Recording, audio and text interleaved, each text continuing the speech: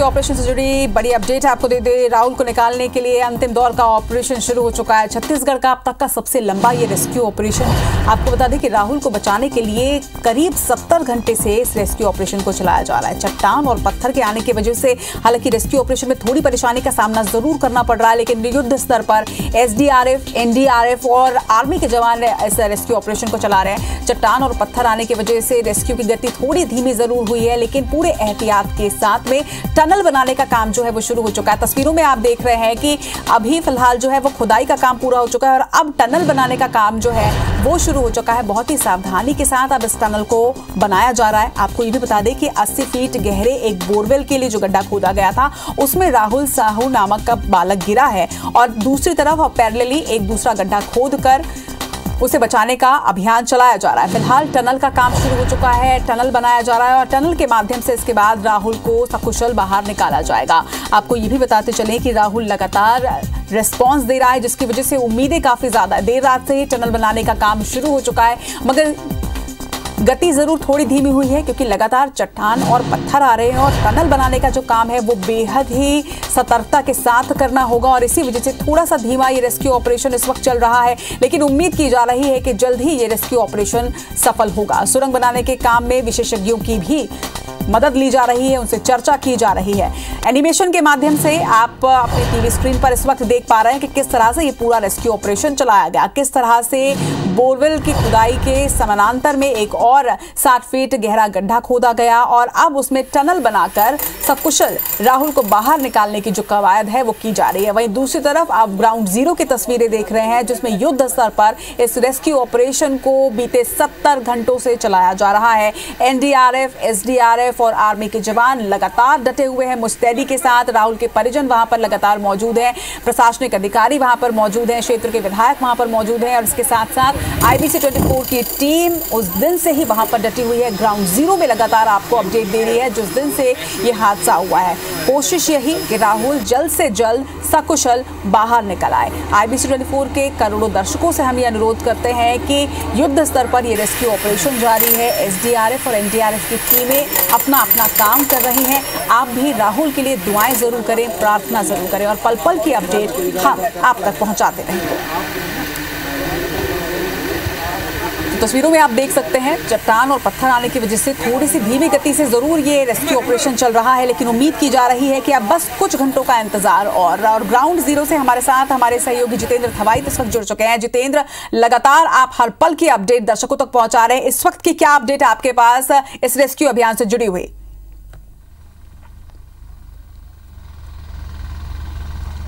देखिए, ताज़ा अपडेट जो हमारे पास अभी निकलकर सामने आया है कि जिस तरह से टनल का जो काम चल रहा है उस काम में यहाँ पर अब तेज़ी आई है। अभी कोर कटर मशीन यहाँ पर मंगाया गया है और मशीन को यहाँ पर पहले ट्रायल टेस्ट किया गया है कि मशीन चलाने से कहीं वाइब्रेशन तो नहीं हो रहा है और टेस्ट में अभी जिस तरह से बातें सामने आई हैं, एक बार हम दिखाना चाहेंगे सीधा आपको तस्वीर। अभी यहाँ कोर कटर टेस्ट जो मशीन आई है उससे यहाँ पर अभी वाइब्रेशन टेस्ट किया गया है।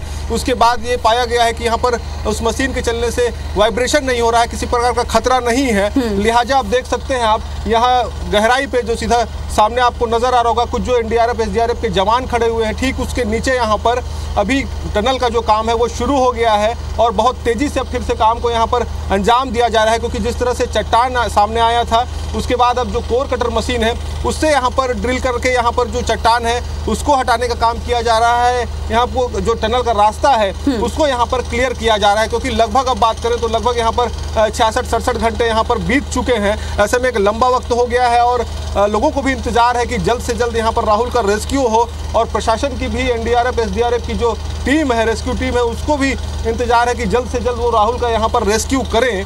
हालांकि आज देखिएगा एक सामने जो नज़ारा यहाँ पर जो दिख रहा होगा, एक तस्वीर सीधे तौर पर आप समझिए इसको कि ऊपर जिस तरह से एक टेंट दिख रहा होगा वहाँ पर वो बोरवेल है, उस बोरवेल के पास में ही राहुल जो है वहाँ से नीचे गिरता है और जो गहराई यहाँ पर आप देख सकते हैं स्क्रीन पे कि कितना गहरा है, लगभग 60 फीट नीचे, मतलब 60 फीट नीचे यहाँ पर राहुल फंसा हुआ है और ऊपर से ये खुदाई जो है वो शुरू की गई थी 3 दिन पहले और उसके बाद अब जो स्थिति है यहाँ पर अंतिम दौर है अगर कहें रेस्क्यू का। जो टीमें हैं वो यहाँ पर गहराई में 60 फीट की गहराई में पहुँच गई हैं। टनल का काम शेष है। टनल का भी अगर बात करें तो लगभग 3 से 3.5 फीट 4 फीट के करीब जो है टनल को यहाँ पर बना लिया गया है, तैयार कर लिया गया है। इसके बाद अगर बात करें तो लगभग अभी भी यहाँ से 7 से 8 फीट यहाँ पर टनल की खुदाई और होनी है, क्योंकि टनल जो निर्माण होगा लगभग वो यहाँ पर बात कर रहे हैं, जिस तरह से अधिकारी ने भी जानकारी दी है, लगभग 10 फीट का यहाँ पर जो टनल है वो यहाँ पर बनने वाला है, जिसके बाद ये टनल सीधे बोरवेल में लिंक होगा और राहुल को फिर उस टनल के माध्यम से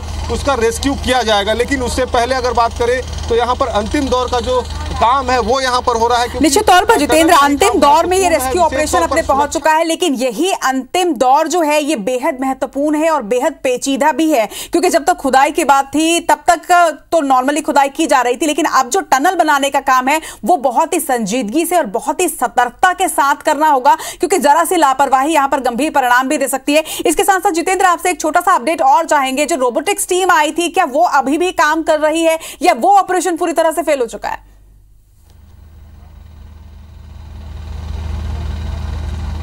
देखिए, निश्चित तौर पर क्योंकि प्लान ए बी सी यहाँ पर बनाए गए थे इस पूरे रेस्क्यू अभियान को अंजाम देने के लिए। प्लान ए के तहत जिस तरह से यहाँ पर टनल का निर्माण किया जा रहा है, ठीक उसी तरीके से प्लान बी और प्लान सी पर काम किया जा रहा था। प्लान बी के तहत रस्सियों के सहारे यहाँ पर जो राहुल है उसको लिफ्ट करने की तैयारी थी, हालांकि उस पर वो सफलता नहीं मिल पाई, जिसके बाद प्लान सी तैयार किया गया, जिसमें विशेष तौर पर गुजरात से एक रेस्क्यू रोबोटिक सिस्टम जो है उसको यहाँ पर लाया गया था और रोबोटिक स्पेशलिस्ट यहाँ पर आए हुए हैं, वो भी लगातार यहाँ पर इसके पैरेलल अगर बात करें तो तीनों यहाँ पर जो प्लान तैयार किए गए हैं तीनों पर अभी भी काम चल रहा है। जिस प्लान से भी सफलता मिलती है, क्योंकि रेस्क्यू टीम को केवल और केवल यहाँ पर रेस्क्यू माफ कीजिएगा यहाँ पर राहुल का सफल रेस्क्यू करना है, इसको लेकर तीनों प्लान पर एक साथ यहाँ पर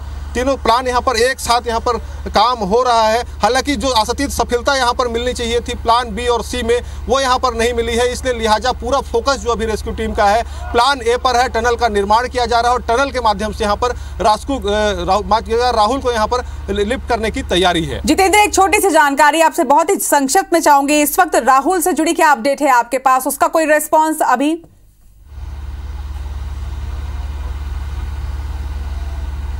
बिल्कुल, देखिए राहुल लगातार यहाँ पर संपर्क में है, टीमों के संपर्क में है। एनडीआरएफ और एसडीआरएफ की एक टुकड़ी लगातार राहुल से यहाँ पर संपर्क बनाए हुए है। लगातार अगर बात करें तो जो कैमरा है उससे निगरानी रखी जा रही है। अभी जो फिलहाल जो स्थिति है, क्योंकि कुछ ताज़ा फुटेज भी राहुल के सामने आया है, वो लगातार मूवमेंट कर रहा है, अभी उसको खाने पीने की भी चीज़ें दी गई है, लिहाजा माना जा सकता है कि राहुल फिलहाल ठीक है। लेकिन एक चिंता की भी बात है, क्योंकि लगभग 66 घंटे से ज़्यादा का समय हो गया है, राहुल गड्ढे के भीतर है। ऐसे में कहीं ना कहीं आने वाले समय में अगर लेट होता है तो राहुल की परेशानी यहाँ पर बढ़ सकती है। लेकिन फिलहाल राहत की खबर है कि राहुल फिलहाल निश्चित तौर पर जितेंद्र, ये एक बड़ा फैक्टर है कि और ज्यादा देर अब नहीं करनी है, जल्द से जल्द लेकिन पूरी सतर्कता के साथ इस रेस्क्यू ऑपरेशन को पूरा करना होगा ताकि ये रेस्क्यू ऑपरेशन सफल हो पाए। आप नजर बनाकर लगातार रखिएगा। फिलहाल तमाम जानकारी के लिए आपका बहुत बहुत शुक्रिया। तो